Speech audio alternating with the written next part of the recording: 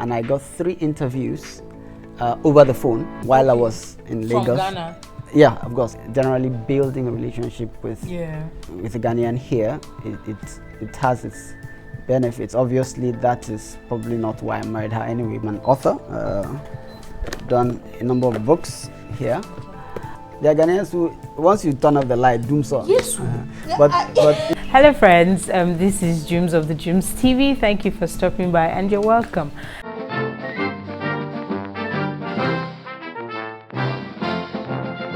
So I'm getting really excited, and that's because my Nigerian network is gradually, expanding, and I'm really happy about it. At some point I used to think, oh, I didn't really know that many Nigerians, well, aside family and friends that I knew way back from Nigeria who are here, but I'm like, oh, I want to meet other people that I didn't know from Nigeria that I'm meeting in Ghana and all of that. And I'm really happy, like I said, my network is expanding, and it's really impressive. So speaking of which, I have someone here today who also is a Nigerian and will be sharing his story with us. And I want you to enjoy and do learn something from this as always, okay? So stay tuned. All right, friends, you're welcome back. And with me is... Kenneth Igiri.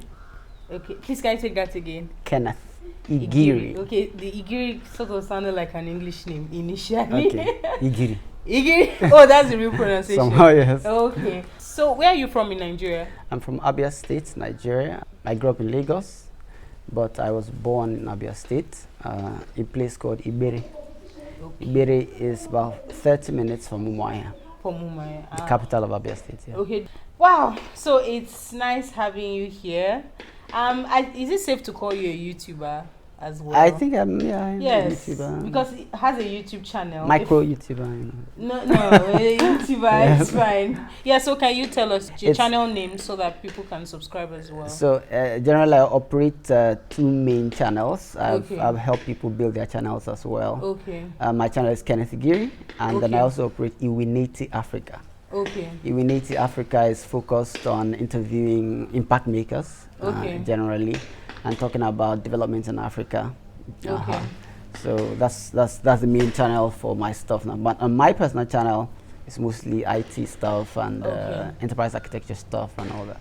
So if you're interested, I'll definitely leave the link in the description and on the screen, just so that check it out and kindly subscribe. You know how we do it. You are my fellow Nigerian living here in Ghana.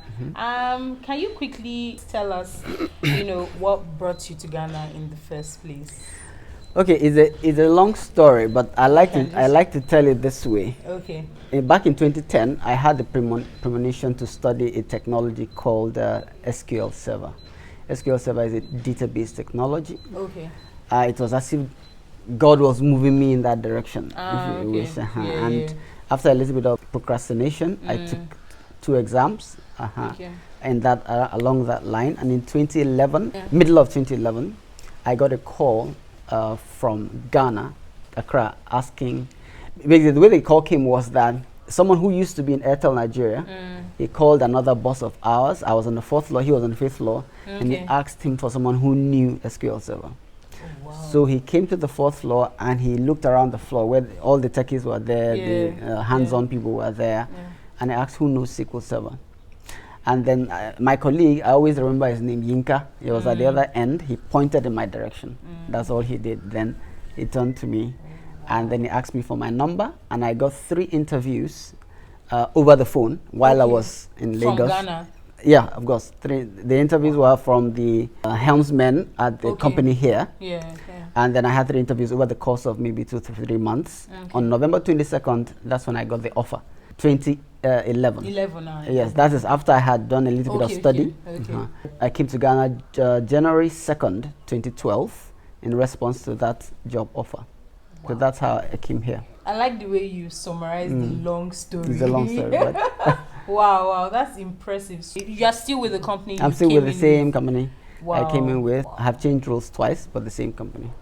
Wow, that's really impressive. So, do you speak Twi? Kakra.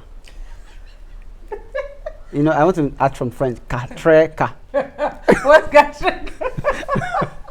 Oh, okay. So, you're married. Yes, I'm married. You're married to a Ghanaian. Yes, I'm married to a Ghanaian. Okay. She's Eve, but she speaks 3 languages. Ghan being her, I think Ghan is her weakest, but she speaks Twi, she speaks Eve.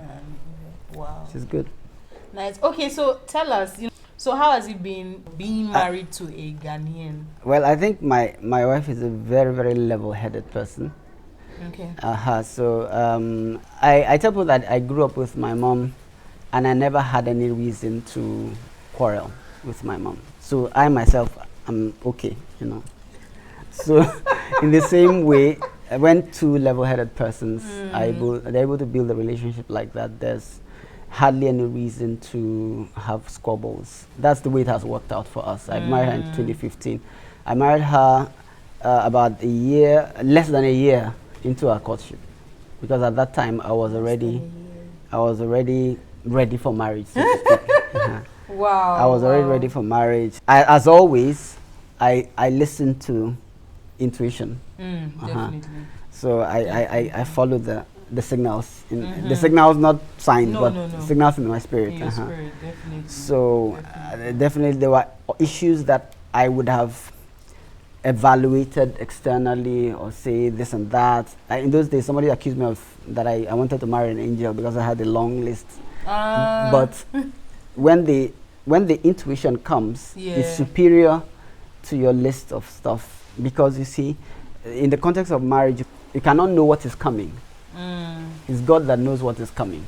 You can't know what will happen in 2 years, 3 years, 4 years. Okay. So the safest thing you can do is, if you can get God to give you guidance, you follow the guidance. And I think I followed the guidance, and our relationship has been quite cool. I have my issues. For example, I work a lot, and I do a lot of things in my workplace, business, activities like, offline, and it takes a lot of time out of my family time, to be very frank. But she has a way of managing the home, understanding that, and we're able to carry on very well, taking care of the home, raising children that are focused and all that. So generally, I think the relationship is really good, really strong, and we have strong foundations. When you have your foundations in God, and you have a common understanding of your values, and the foundation is right, it makes a lot of sense. So I think it's been a great journey, 2015 to now. It's been a good journey. So you came here 2012, you got married 2015. Yes. Has your being married to a Ghanaian helped you sort of in any way to find your way around in Ghana? Has it helped you, or it's just okay, well, first of all, obviously I started working here before I got married. I was treated like an expatriate for quite a long time, so nothing really changed. But what it helps me with is things like certain levels of access. For example, when I have to go and talk about things like land issues, it's better to go with her, so that she speaks the language. Fantastic. She speaks the language, to the people, and they don't rip you off, so to speak. You have also you have those kinds of accesses. You also have relationships that I have built with other people, because they know that my wife is Ghanaian, whether it's in the workplace or other scenarios. It's just like you're my in-law, I think that the, in quotes, antagonism that some Nigerians perceive with being in a foreign country, which is a natural thing if people always have their own circles, I don't think I have it that seriously when I'm in family circles or in local circles with me, whether it's in church and over. So there are those benefits in quotes, but even some people have been telling me to get a Ghanaian passport. I have not done that yet. Some people say, "Oh, you'll be able to get jobs in Ghana," all these kinds of things. I have not, in quote, I have not, in quote, exploited that yet. But I think generally building a relationship with a Ghanaian here, it has its benefits. Obviously, that is probably not why I married her anyway, but that is there. And my children, I get to learn a bit of the language, because mostly they speak with their mom, so generally they are they are hearing the Ewe, they are hearing You're the actually tree. in the spirit, because that was my next question. I was going to ask you that you have children and they are quite young now. How have you guys been able to teach them the languages? Because they have Igbo to learn, they have Chui to learn, they have Ewe to learn, and probably Ga, because your wife speaks a bit of Ga, but at least they have 3 major languages to learn. So how have you guys been communicating with them? Most of the time we speak English. Oh my goodness! Most of the time we speak English, actually. No way. But my wife does speak mostly. I think my wife speaks some Ewe to them, but mostly they get to hear Chui around the house because I have other members of the family living here. Way. So most of the time they hear Chui around the house, and some little instructions my older son responds to them. Or maybe you're scolding you. I mean, yes, he hears some of those things. I try to speak Igbo to them once in a while. You have them repeating it. They are young, so when you say something in Igbo, and I even speak Iberi. I don't just speak Igbo. I speak my dialect, and they tend to repeat it or mimic it. But I think probably maybe when they're a little older, they probably need to spend maybe a month in Eastern Nigeria or something. Oh, they definitely should. To pick up that language like that. So maybe there is, to some extent, a little bit of deliberateness in trying to get them to get used to the language. But for that to happen, they really need to be in an environment where they are hearing. So I would say that they're picking up a little bit of Chui and Ewe mostly now, which is fine. So at least they're learning something. It's not just they're not speaking English. much, but I mean, they understand something. So tell us a little bit about yourself. You are an author, right? Yes. Let me try whether I've memorized my profile. It's a long profile, but generally, I've done about 15, 16 years in IT right now. So I started my career application support.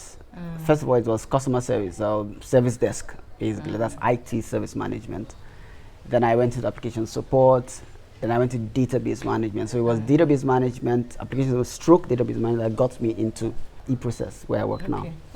Most of my core hands-on skills are in databases, SQL Server precisely.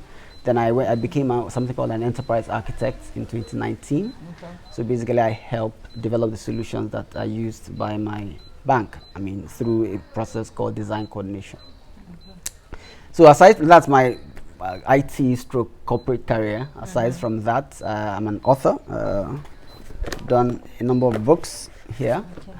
And then this is a marriage. Yeah, this is Untangled. This is not a marriage book. It's basically a relationship book. Okay, because I saw male but and it's not core marriage. This is the core marriage book. This is Till Death.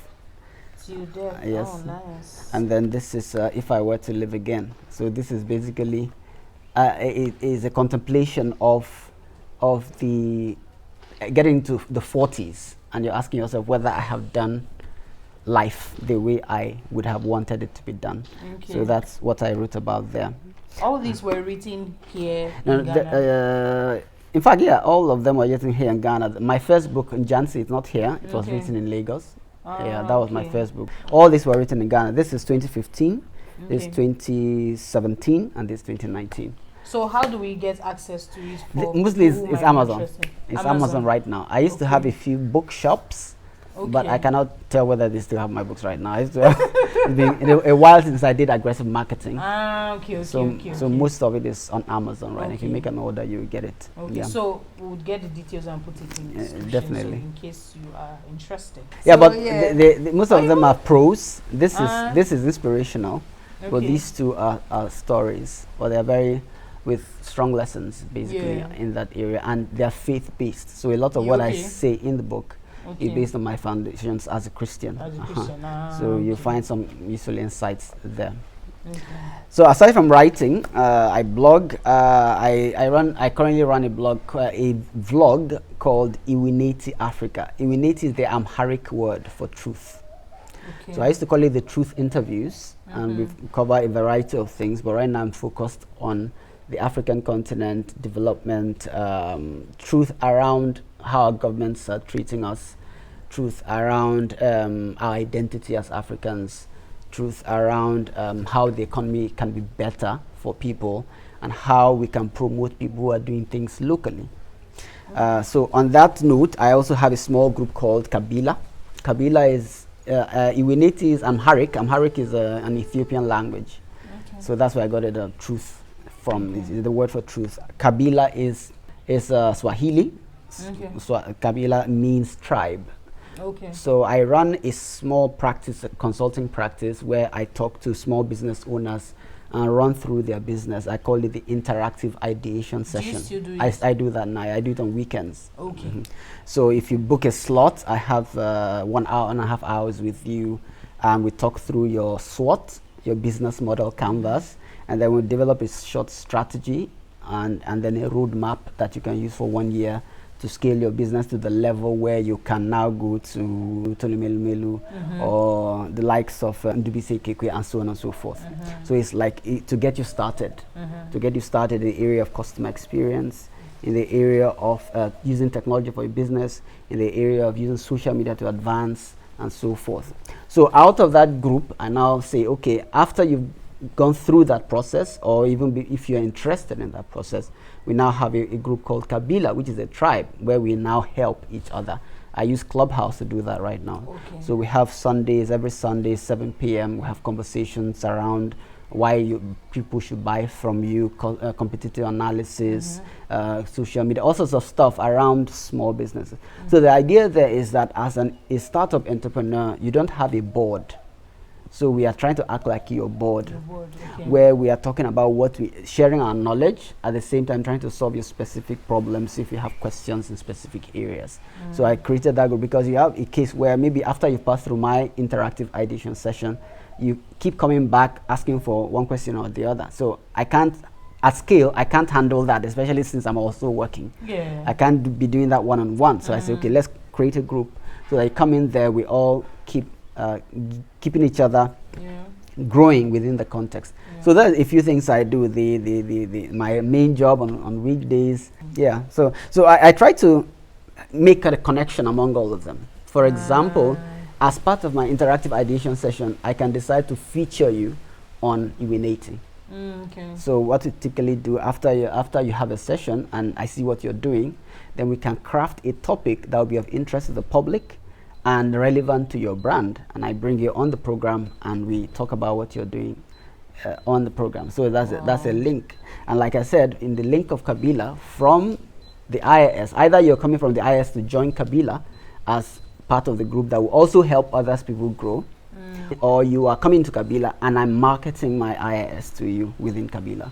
So there's a way they all tie together. Are all these within Ghana or all over the world? It's online, so I mean, I don't. It doesn't have to be specifically. I do everything practically online. Okay. And what is the basis for the IIS? I have, like I said, I have a background in IT, 15 years. Yeah. I have experience in corporate, so I can talk to you about service management, about customer experience. I can talk to you about adopting IT to business. Enterprise architecture is basically about aligning business and IT. That's what it is. We can strategize around all that. So I'm using my experience in corporate to bring to bear in your small business, to help you grow. So they're all interrelated in a sense, maximizing yourself to help the the society, so to speak. So those are the kind of things. And then vlogging has always been something I'm good at. It's just a matter of how to apply it to be very useful. Yeah. So that's generally most of what I do. You have an interesting profile. Yes. Okay, so back to being a Nigerian in Ghana. What's your favorite Ghanaian food? My favorite Ghanaian food? I think I really like the potom.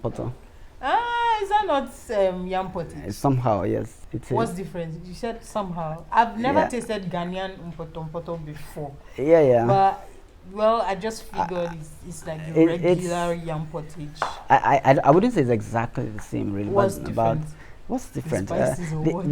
Maybe the spices, I don't know. But the yam porridge I'm used to as an Igbo, we typically would have vegetables in it. Yeah, definitely. Yeah, so that's one difference. It comes close in taste. Strange. It comes This is the first Nigerian I'm hearing that would say, you know, his favorite food is yam pottage. Really? Usually you hear banku, keke, wache. They're okay, and but all those popular. they're okay. I mean, I'm not. No, I think I'm a little bit out of the ordinary stuff. Okay, I used to like the bank, even the banku. I like the banku with the fish, but because it's fish, because it's because of the tilapia. So grilled tilapia. Yeah. Aside from that, I don't think it's that sophisticated. Big of a deal. Yes. Which of them can you make? Unfortunately, another. No, I stopped actively cooking a long time ago. So, but which one can you know? Yeah. So whatever I make right now is a Nigerian food that I knew how to make a long time ago. Okay. So you're a good cook. Would you say? I think I'm an above average. You can cook for people to eat. Yeah, definitely. My, in quote, worst cooking experience was when I was in Port Harcourt, and my aunt asked me to make ogbono soup. She didn't know I did not know anything about making soup, but I made the soup. We all ate it, and everybody was normal. So what happened? So why did you say it was your worst? I said it was my worst because that would have been my worst because everybody ate it. Everybody ate everything it. Went everything right. was okay. When I say worst, I mean like I could do that without learning it because I have the skills around the kitchen. So it's not a big deal for me cooking, but it's just that I've not really practiced cooking maybe in last 4, 5, 6 years since I got married, really. So you chilled. Yeah, kind of. Kind of. So, but I used to cook for myself back then when I was single. So everything was when it comes to the kitchen, I'm okay with the kitchen, really. Okay, that's good. So, yeah, so far, any challenges being in Ghana as a Nigerian? Challenges being in Ghana. Yeah, from the start to not now. I mean, from when you got here up till now, you know. I think one of the things I noticed is the language. When I say the language, I mean generally most of those I've been around have the tendency to speak the language while you are there. The matter is not deliberate that they're trying to get you out of the conversation. It's just a natural thing that's done. That's how it goes. So there are very few who are exposed and enlightened who would be conscious that you are there.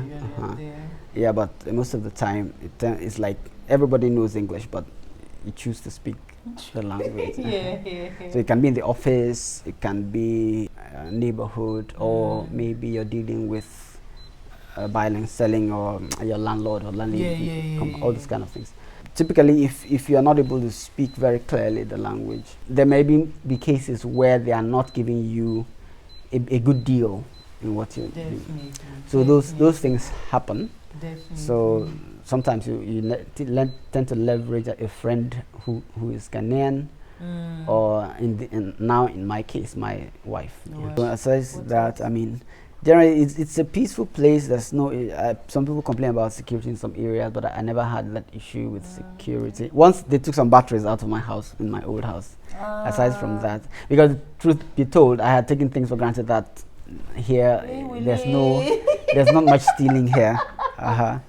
But aside from, I've never really had issues with. There's been no real challenge that I can actively think of right now. So it's been good, really. Peaceful place, okay place. And yeah, one more thing I've had in a case, in a sense, it's not so easy to get a job in a local Ghanaian company here if you do not have a passport, a Ghanaian passport. Not many Ghanaian companies are willing to pay your residence permit if you want to do legally. So you have that too. That can be a challenge for someone who didn't get a job before coming here. So that's one thing. And of course, you get to pay like an expatriate, whether it's your school fees. Definitely. I'm told university students, for instance, GIMPA, they pay in dollars. Yeah, so you pay like a big man that you are. A big Nigerian. I know, right? Wow, this was interesting. Thank you so much for being on our couch is his couch, but it's our couch here, being on our channel. Any last words? Let me put it this way. I think that, you know, when you come here and you listen to a lot of Ghanaians, some Ghanaians, they can praise. Thank you for saying so. Yeah, they can praise Buhari a lot. Yes. So they can tell you, well, don't you know, in Nigeria they don't allow importation of rice.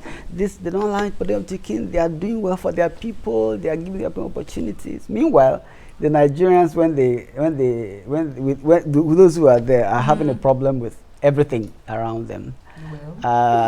Those who are Ghanaians say they are complaining that there's no light. There are Ghanaians who, once you turn off the light, doom so. Yes, but I often wonder how Ghanaians complain that there's no light. I'm like, you all don't even know what you're enjoying. Exactly. So you have no idea. So generally, to both parties, I'm saying that, look, wherever you are, just make the best of it.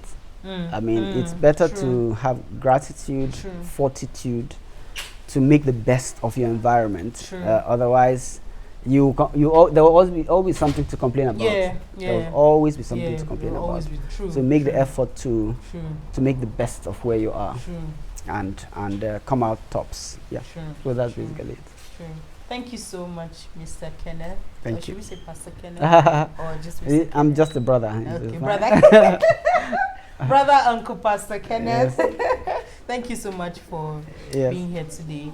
Please, guys, don't forget to subscribe and also, you know, purchase the book. I mean, I'm sure they're very good. You can see that. I mean, you can hear it's very sound, so you can imagine what will be in the book. Yeah. So, thank you so much for having us, and I'll see you in my next video. Thank you. Bye. Bye.